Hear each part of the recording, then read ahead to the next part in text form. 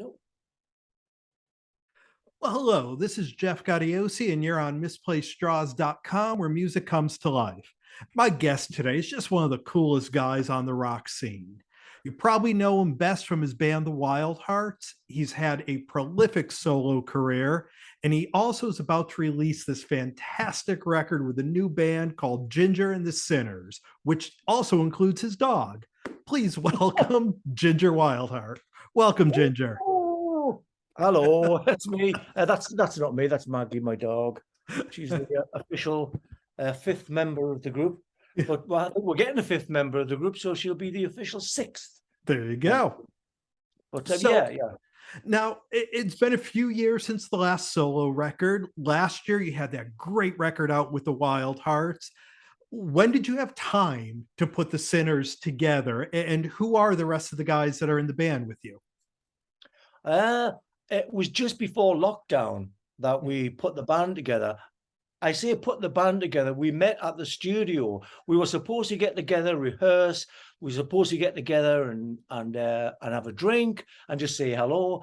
And we never got round to it. So we actually met at the studio.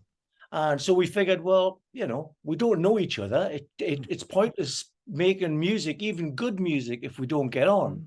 So we all went to the pub and we had the kind of audition in the pub, making sure that everyone could handle their beer. There was no monsters, and it was great. And then we just plugged in and played, and that's exactly what you hear on the record. It's very live. And who's the rest of the band? It's Neil Iverson is the guitar player and co-lead vocalist with me.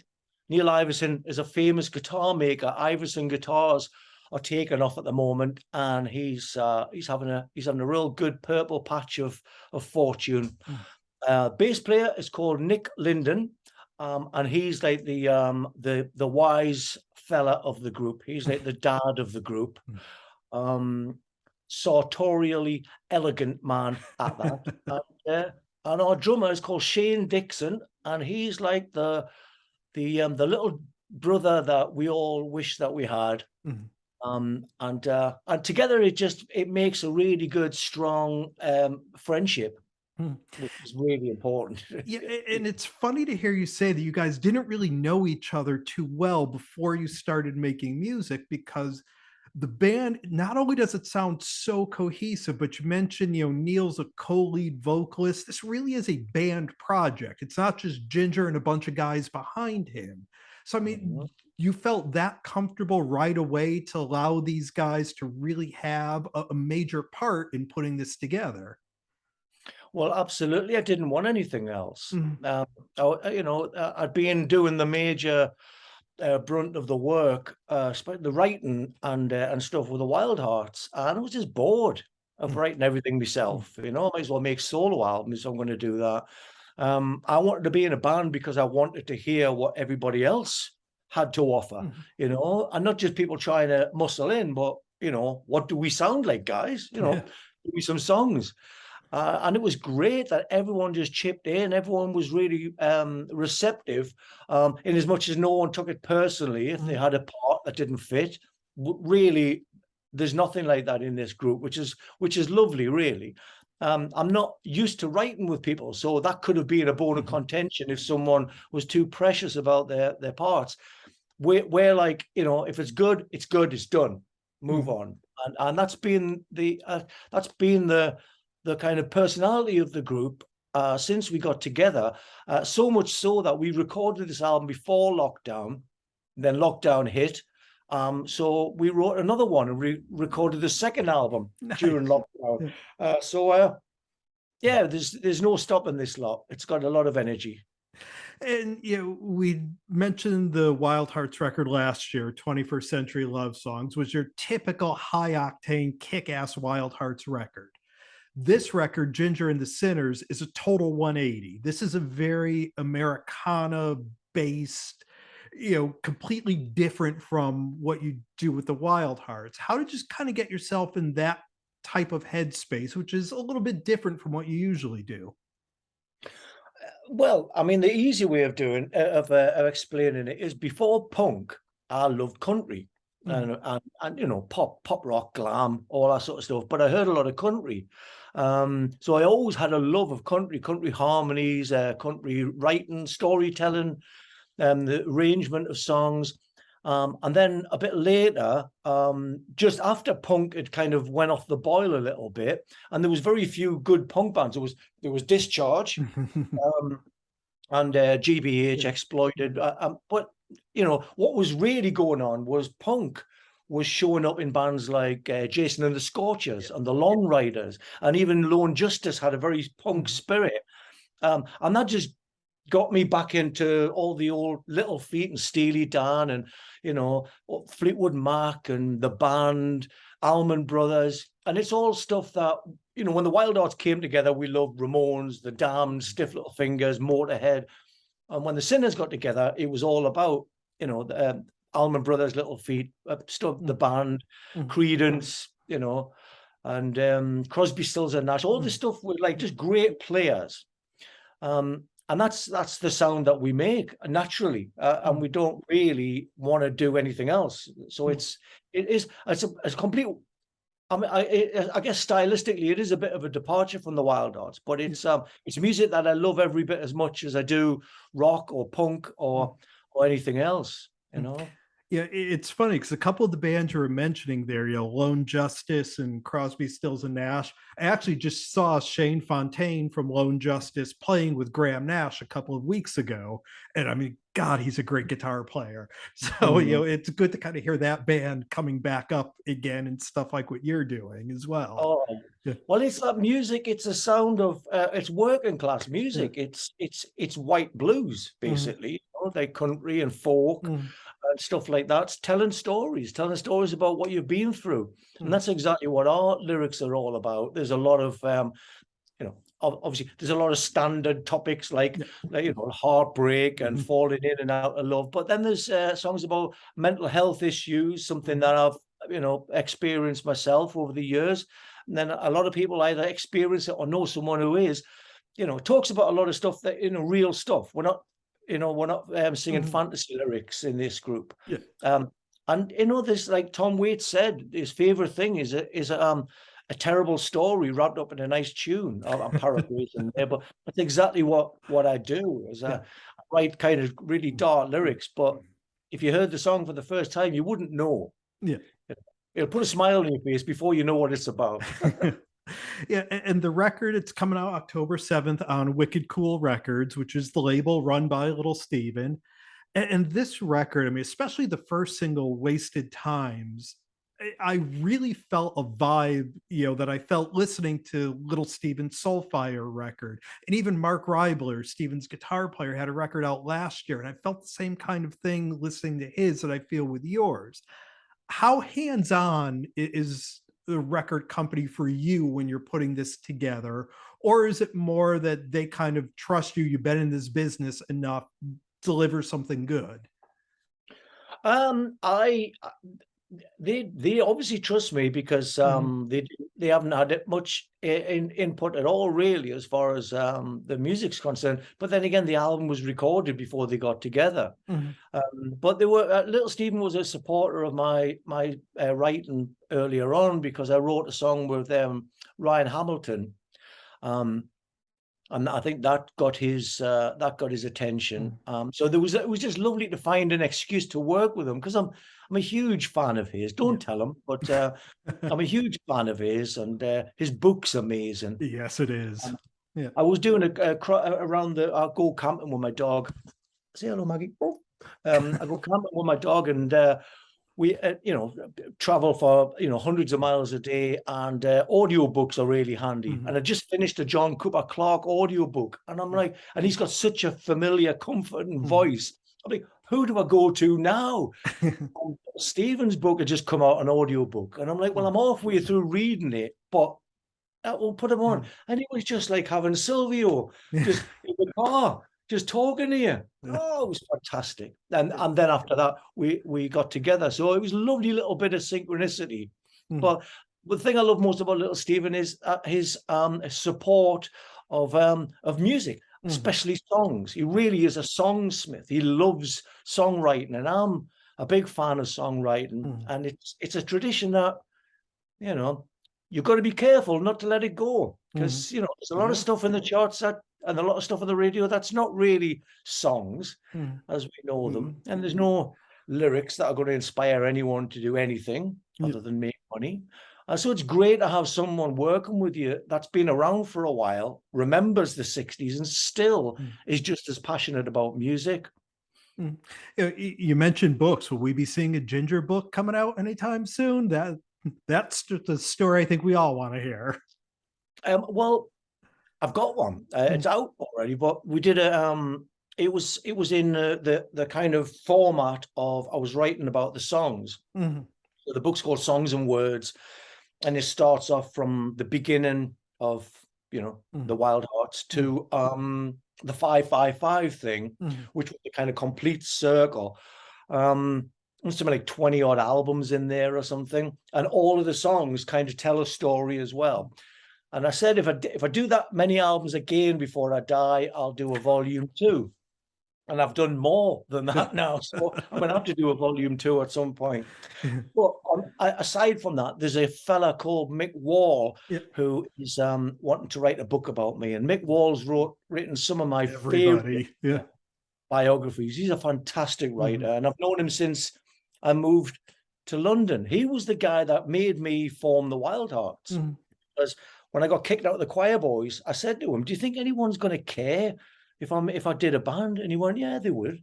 Mhm. And well, it's kind of, he's partly responsible for this. Mhm. So it's a lovely, again, a lovely about circle to come to meet back up with him, the guy who's kind of partly responsible for me having the Mhm. confidence Yeah. to go and do it myself.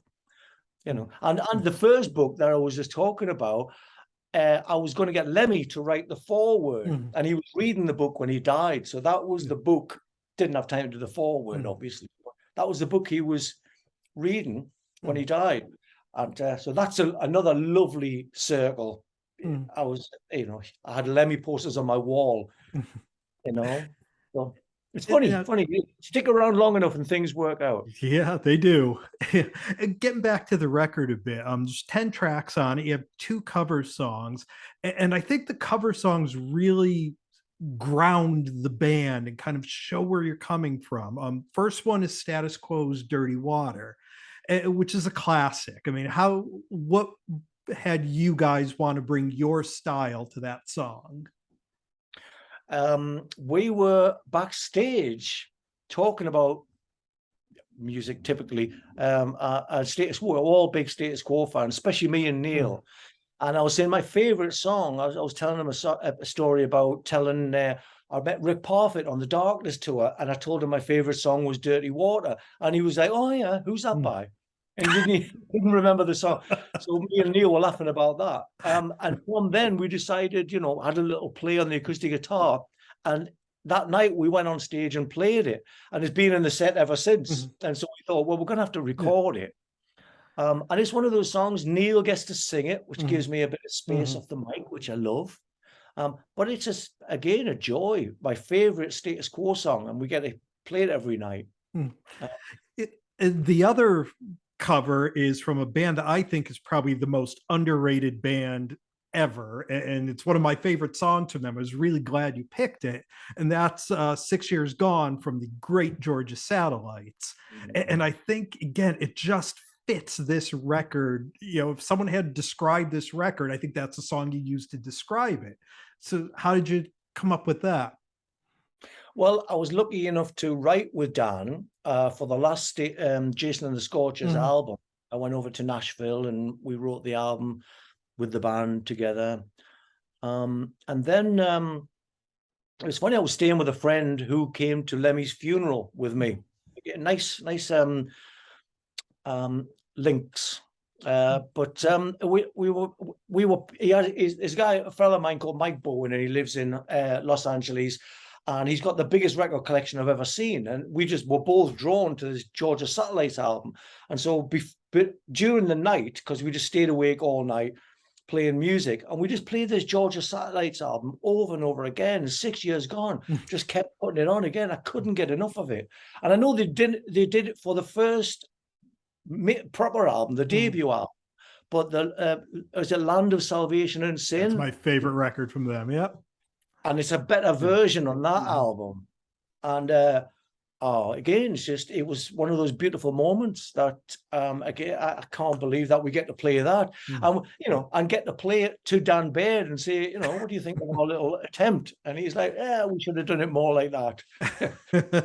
Yeah, they're one of those bands. We all love Georgia Satellites. And they're one of those bands that if you just look at some live footage on YouTube, and Jesus, those guys are as powerful as Motorhead, just in a different way, but as relentless. Great live band. And he's such a superb fellow as well. He's such a lovely guy. Yeah, and as we were talking before we started the interview, I really love this record, and I think one of the biggest compliments I could give it is that when the record is over, the songs are still in your head. You're still singing them in your head. You're still thinking about them. You spoke earlier about, I'm going to do kind of like, this dark story wrapped in a pretty melody. And, it's a little while before you figure out what's going on. And I think tracks like That Smile and Lately Always, I mean, you're singing them the rest of the day and really, digesting the lyrics. Was just that melody sort of where you were going for, which, that kind of melody that sort of sticks with you and makes you want to dig deeper into the song? Yeah, it's like bands like the Jayhawks and stuff. I'm a huge fan of Jayhawks. And just how beautiful it is. How, again, one of the things that I keep looking for in new bands is melody and harmony. And there's it's not there anymore. There's some amazing bands. Yeah. I mean, they sound incredible. They look great. And I'm listening to the records and going, where's the knockout chorus? Where's the three-part harmony? I mean, you can't forget the fundamentals like that. And if people are going away from the harmony and melody, then great. I'll have it, because I love it. I can't get enough of melody and harmony, which is just as well because I can't do anything else. Everything I write's got a hook. So it's just well, I think that's the thing. You have bands where you could be the best musician in the world, but if the song isn't there, it just doesn't fit. And this record is just filled with the song. The song comes before everything on this, and it makes a difference. I think it probably shows my age a little bit because if you were brought, I mean, I was brought up on Dolly Parton, and George Jones was still on the radio when I was little, and then the first thing that the next generation heard was punk, so it was informed with anger and aggression, and then the next generation from then it was probably the Nirvana, maybe, something like that. So progressively people are getting away from the fundamentals of songwriting, and again, if that's the way it's going to go, then more fun for me, because that's where I come from. That's what I do all the time. That's why I make so many records. I've got to get these songs out of my head so I can write some more. The only way I can do that is by recording them. And I know you got a bunch of dates with the band in October and in around the time of the release. And I've talked with a lot of artists. It's just really hard for English bands to tour outside of Europe these days with, just the way things are going on with visas and all that. But is there any chance of you guys taking this record on the road, either elsewhere in Europe or even making it over here to America? That's a question for Wicked Cool Records. I want to hear what their response is. Yeah, I mean, I hope so. I'm not saying all my influences are American, but a lot of them are. The way that American people will always cite English bands as being the kind of real deal. Being a country fan, I'm a Nashville all the way, or the Mavericks that left Nashville. So America's in my sights all the time, and it's still a place that you can get one song just takes off on radio, and that's it. You're over there touring. So I guess we just need to get played and then get heard, and then come over and and tour. But there's nothing I want more than the Sinners to come to America, because I think you guys will get it. And Mhm. the harmonies live are really, really. I mean, it's got a almost like an Eagles kind of Yeah. thing going on, which I think you guys like. Yeah. Yeah, we'd definitely love to see you. I'm not far from New York, so hopefully we can get a New York date in. Wish they're put out of the universe and it'll Yeah. happen. Yeah, and again, we mentioned the Wild Hearts and your solo career, and you always have a lot going on. In addition to this record, Ginger and the Sinners, anything else coming up?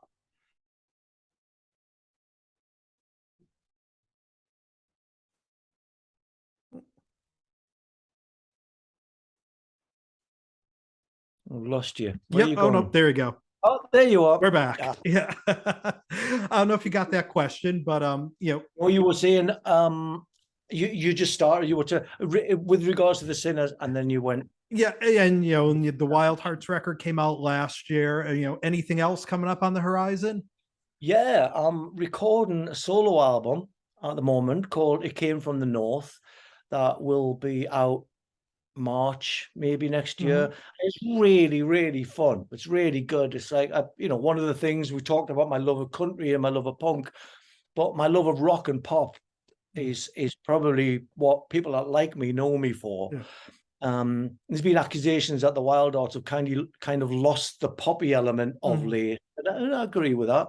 But so this one is just really pop. It's really big production and crazy songs, loads of harmonies, loads of melodies, tons and tons of bits and pieces Mhm. and parts. And it's a very interesting record. And I Yeah. think anyone who's been following my career could well be their favorite album of mine. Looking forward to it. And you had mentioned briefly way back at the beginning, when you got kicked out of the Choir Boys, and that's what really would jump started the Wild Hearts in your career. Your old mates in the Choir Boys are having a bit of a tough time over the past few months with everything going on. Do you ever keep in touch with Spike? And I know he's trying to bring a lot of the original guys back. If he were to give you a call, would you answer? Well, he turned up to a gig the other month, Mm, and it was a Sinners gig actually, mm, and he came back. It was lovely to see him. I mean, mhm. Spike's like like a I don't know, like a relative I very rarely see, and Yeah. and when I see him, it's just like we had been through a lot, and then there was the being fired from the group it wasn't being fired, it was the way that it was Yeah. done, being fired like with the back to you, Mhm. and they did teach me how to fire people from a band, so I give them that. Um, but he asked me to get back to get involved, and he's putting the original Yeah. band back together. And I was just I've moved on so far Yeah. from that. It was very flattering to be asked, and it was lovely to see him. But Mm, no, it's not where I am anymore. The Choir mm, Boys. yeah. Well, we've been spending some time here with just the amazing Ginger Wildheart. He has I can't stress how much I love this new record, Ginger and the Sinners, out everywhere October 7th on Wicked Cool Records. Ginger, it's been so cool getting to talk to you. And hopefully we can do it again in the spring when the solo record comes out. Absolutely, let's do it. You got it, my friend. It's a deal. All right, man. Great to speak to you. You too. We'll talk soon. Yeah. Bye bye. Bye.